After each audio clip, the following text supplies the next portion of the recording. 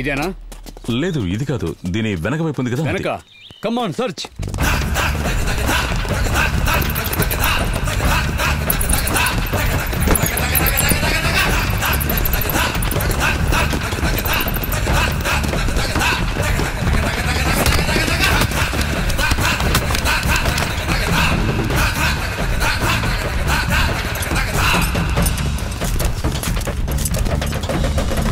పట్టాభిరామ్ గారు ఇంకా పోలీస్ కస్టడీలోనే ఉన్నారు. వాళ్ళు నిజాలని రాబట్టాలని చూస్తున్నారు. తర్వాత ఏం జరగబోతుందో చూస్తూనే మొత్తం ఇదే న్యూస్ వైరల్ గా మారిపోయింది. కేసుకి అసలు దీని వెనకాల ఉన్న మిగతా డీటెయిల్స్ తెలుసుకోవాలి అంటే ఆయనతో మాట్లాడాలి. 7 గంటల పాటు ముమ్మరంగా సాగిన విచారణ తర్వాత పట్టాభిరామ్ నేరాన్ని అంగీకరించారు.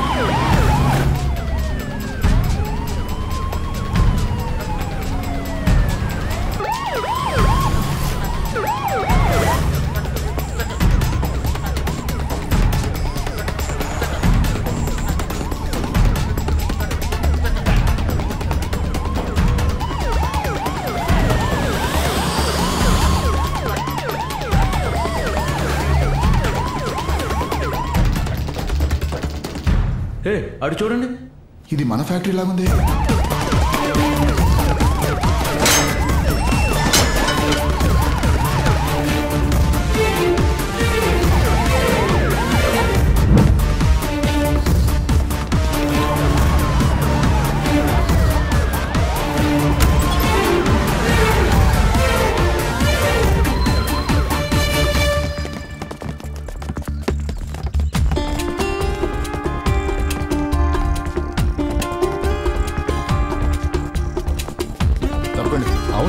తను ఇక్కడే ఉందని చెప్పాడు సార్. మీరందరూ ఎందుకు వచ్చారు? ఇతను ఇచ్చిన స్టేట్మెంట్ ప్రకారం చూస్తే పట్టాభిరామ్ భార్య శవం ఇక్కడే పూడ్చారని చెబుతున్నారు. Sir please cooperate with us. 24 గంటల పాటు సర్వీస్ చేసే మా ఫ్యాక్టరీలో ఒక శవాన్ని పూడ్చారా? దాన్ని నమ్మి మీరు ఇతంతో ఇక్కడికి రావడం కరెక్ట్ కాదు ఇన్స్పెక్టర్.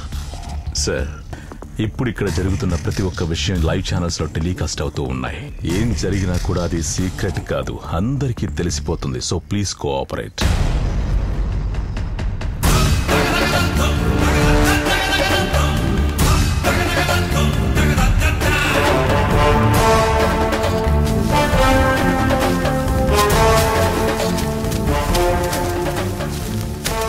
అరే పట్టాభి సార్ వచ్చారా? రండిరా.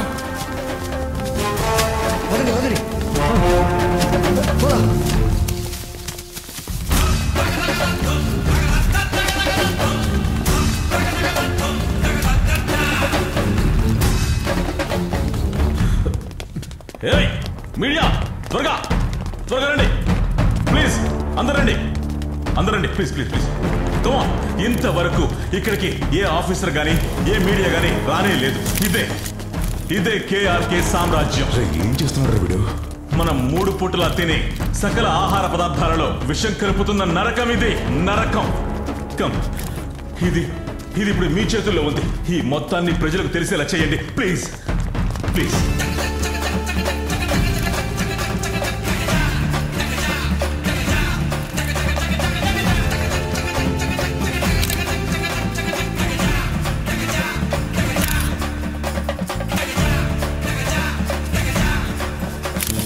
నరాల జబ్బుల నుండి పెరాలసిస్ మొదలు క్యాన్సరే కాకుండా ఎన్నో ప్రాణాంతకమైన జబ్బులకు కారణమైన ఎండోసల్ఫానాల్ తో పాటు అన్ని రకాల కెమికల్స్ ని తినే పదార్థాలలో కలుపుతున్నారు. ఒక ప్యాకెట్ లో మాత్రం చాలా ఎక్కువగా కెమికల్స్ ని కలిపారు.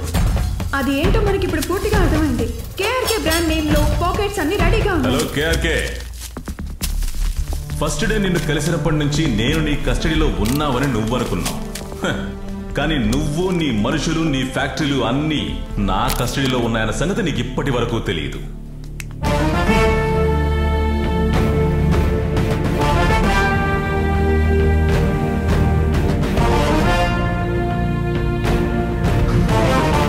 నాకంటే ముందు నీ రహస్యాలను తెలుసుకున్న వాళ్ళని ఎవరిని లేకుండా చేశావు. మాయ లాంటి ఎంతో మంది రిపోర్టర్లను నువ్వు చంపించేశావు.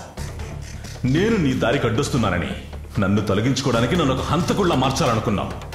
అందుకు నువ్వు సెలెక్ట్ చేసింది ఇదిగో వీణ్ణి. పట్టాభిని కలిశాక ఇక వాడి ఇంటికి వెళ్ళకూడదు. వాడిని చంపేశాక నువ్వు ఊరొదిలి వెళ్ళిపో. ఎక్కడైనా నువ్వు దొరికితే పట్టాభిని అలా చేయమన్నాడు చెప్పు. దీనికోసం నువ్వు వాడిన అతిపెద్ద ఆయుధం నా భార్య. తను ఎప్పటికీ మారదు అనుకున్నావు కదూ? అక్కడే నీ లెక్క తప్పింది.